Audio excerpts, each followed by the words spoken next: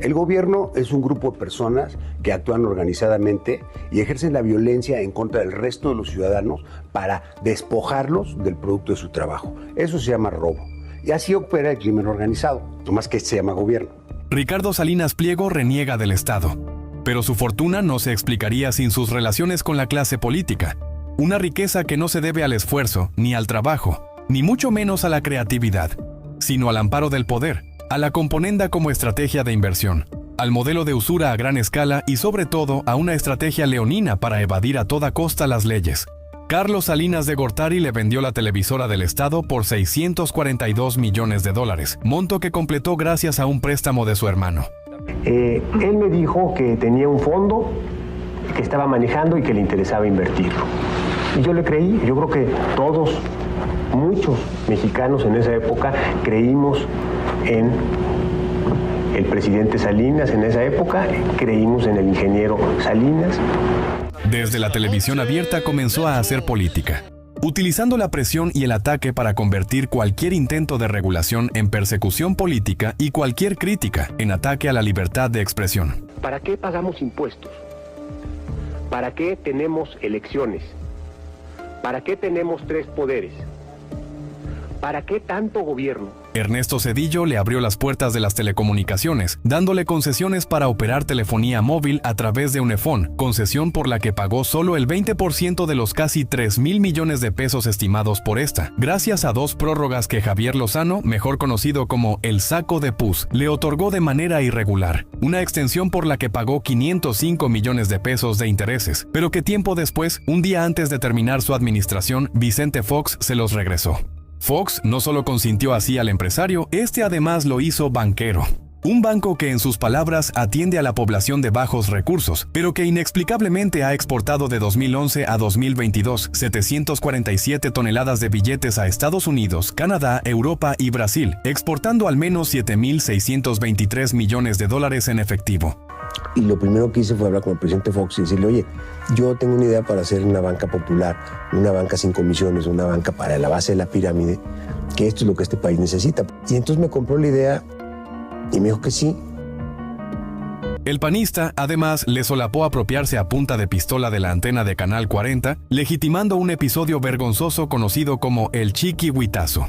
Me salieron unos señores encapuchados, todos vestidos de negro, y me tiraron al suelo, esposándome inmediatamente. Llegó un comando, no lo contamos, pero eran pues bastantes personas, aproximadamente 30, 20 personas, todas ellas armadas, con capuchas, todas cubiertas completamente.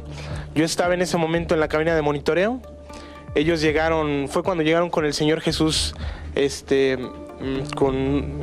me fue la palabra, amordazado y cortando cartucho, amenazándome que me fuera, que me tirara al suelo. Apuntando con la pistola y diciendo valió madre.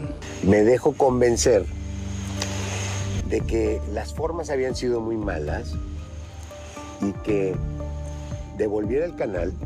Oye, estamos volviendo al tiempo hitleriano. Con las armas quieren arreglar todo.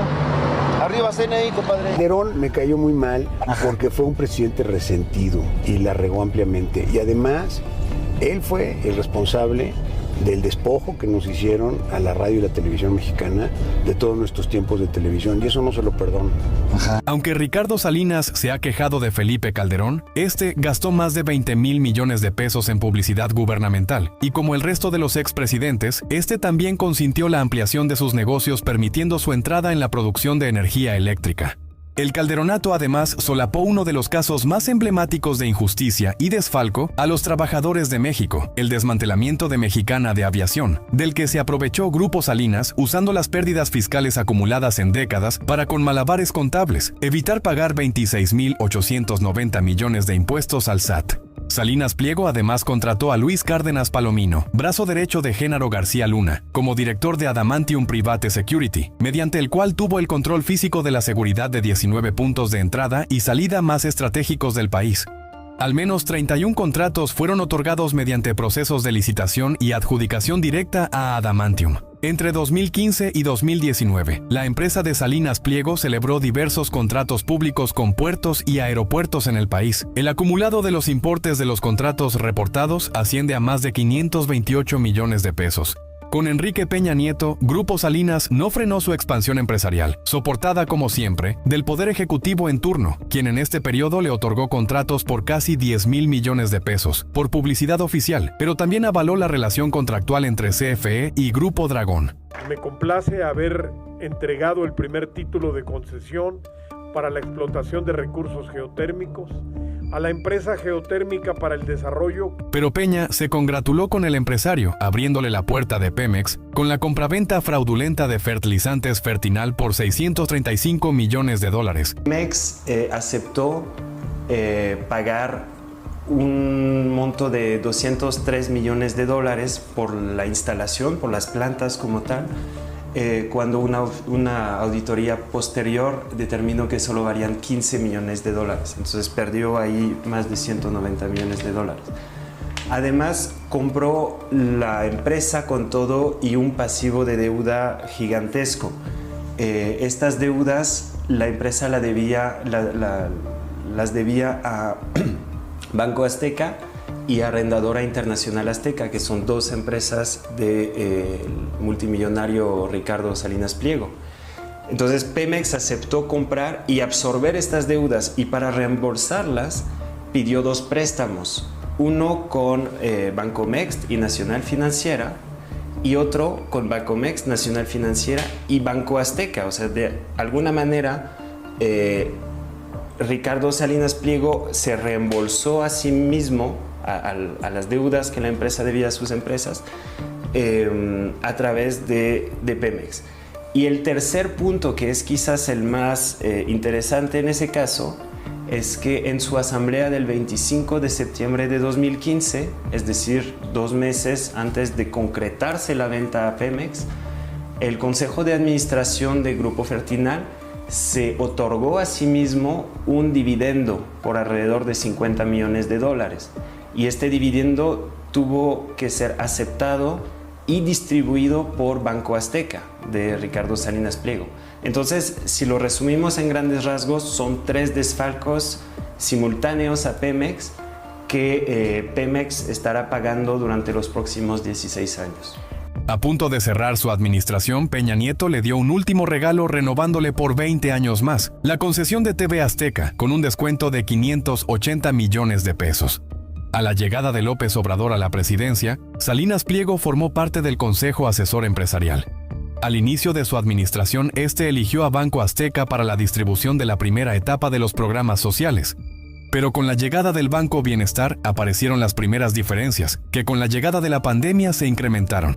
El subsecretario de Salud, Hugo López-Gatell, encabezó la conferencia sobre las cifras de contagios y fallecimientos por COVID-19 en México. Pero sus cifras y sus conferencias ya se volvieron irrelevantes. Es más, se lo decimos con todas sus palabras. Ya no haga caso a Hugo López-Gatell.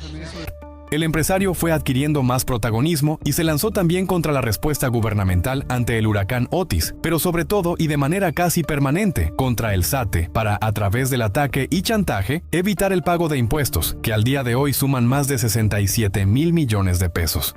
Todos esos impuestos son un invento, que no proceden y que por eso no vamos a pagar un quinto. La Fórmula Salinas, de Mathieu Tourlier, es una investigación periodística metódica y rigurosa, construida con profesionalismo y soportada en hechos irrefutables, que documenta la historia de una riqueza construida desde el cobijo del poder, diversas concesiones y condonaciones del Estado, impulsada con paraísos fiscales y sociedades de papel. Este sábado 18 de octubre nos vemos en la Feria del Libro del Zócalo para conversar sobre este oportuno libro que desenmascara al empresario exitoso, ahora disfrazado de opositor antisistema. ¡Les esperamos!